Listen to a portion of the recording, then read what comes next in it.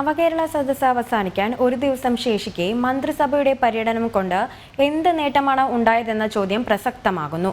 CPMന്റെ രാഷ്ട്രീയ പ്രചാരണ പരിപാടി എന്ന വിമർശനങ്ങൾക്കാണ് ചോദ്യം ശക്തി പകരുന്നത്. ഗവർണറെയും സർക്കാരിനെയും വിമർശിക്കുന്നവരെ ആക്രമിക്കാനുള്ള അവസരം ഒരുക്കൽ മാത്രമാണ് നവകേരള സദസ്സിന്റെ പര്യവസാനം. ഇന്നും നാളെയുമായി തിരുവനന്തപുരം ജില്ലയിലെ പര്യടനം കൂടി പൂർത്തിയാകുന്നതോടെ കൊട്ടിഘോഷിക്കപ്പെട്ട നവകേരള സദസ്സിന് തിരശ്ശീല വീഴുകയാണ്. എറണാകുളം ജില്ലയിൽ മാറ്റിവെക്കപ്പെട്ട നവകേരള സദസ്സുകൾ മാത്രമാണ് പിന്നെ ബാക്കിയുള്ളത്.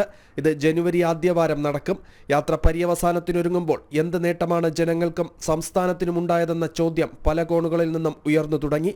കടുത്ത സാമ്പത്തിക പ്രതിസന്ധിയിലുള്ള സംസ്ഥാനത്തിന്റെ സാമ്പത്തിക നില മെച്ചപ്പെടുത്തുന്നതിന് യാത്രയ്ക്ക് കഴിഞ്ഞോ?